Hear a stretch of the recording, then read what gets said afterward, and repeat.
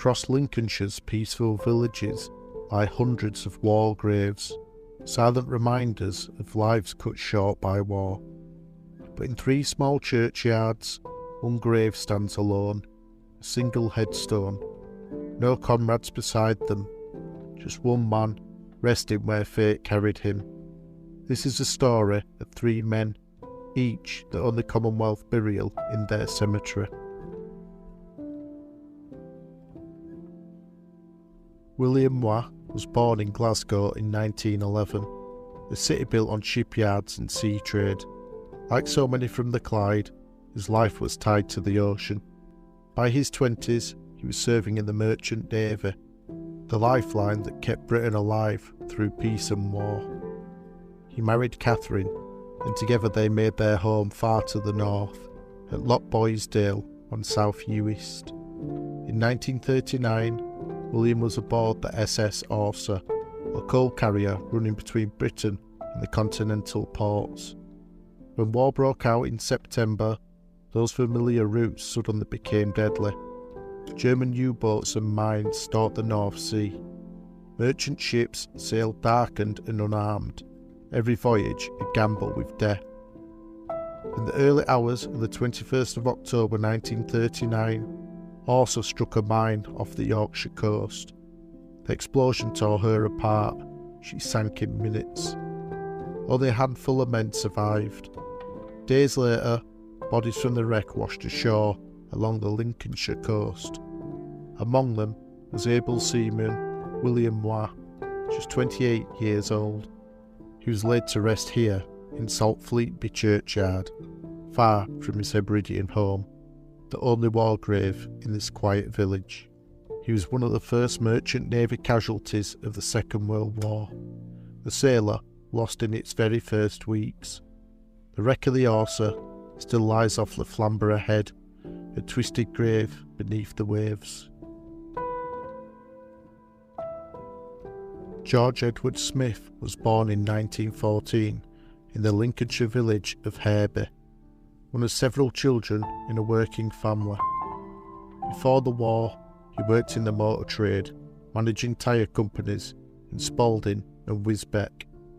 He was well known locally, respected, ambitious and devoted to his young family.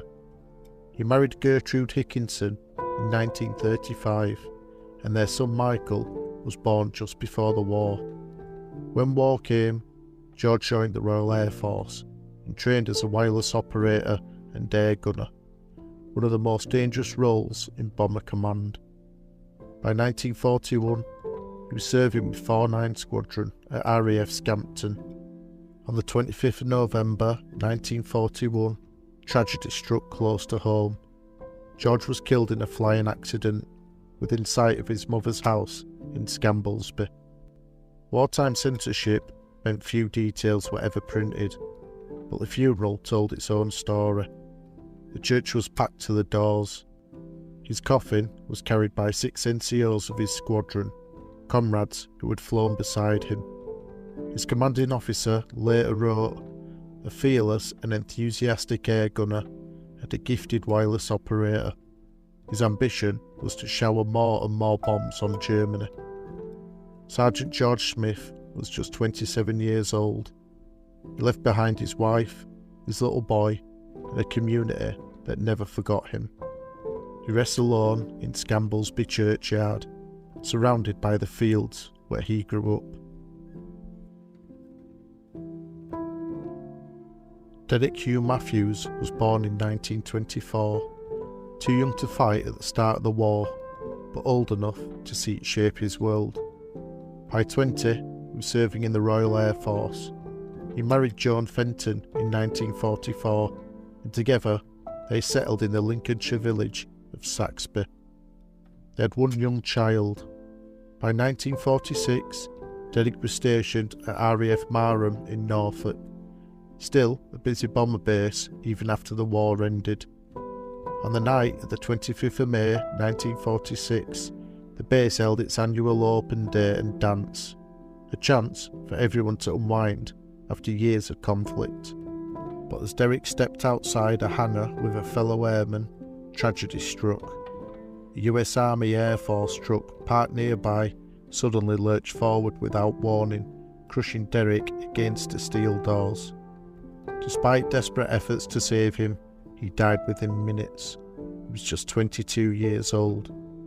The inquest ruled it an accident, a tragic freak event in a time that was meant to be peace. Derrick was buried here in Saxby Churchyard, the same village he'd made his home. His headstone bears the words, "I believe in the life everlasting." Even after the guns fell silent, peace still claimed its share of quiet casualties. 3 men, 3 stories, each resting alone, far from the comrades and battlefields, but not forgotten. William Moir, the sailor lost to the sea, George Smith, the air gunner who died within sight of home, and Derrick Matthews, the airman killed after peace returned. Their graves stand quietly across Lincolnshire, reminders that every name carved in stone has a story worth telling. If you made it this far, thank you for watching. Please share your thoughts in the comments below. Every like, every comment, and every memory shared helps keep these men remembered, lest we forget. If you like listening to the stories of the history of those who came before, then please give the video a like and subscribe to keep updated about future videos of the history of those who came before.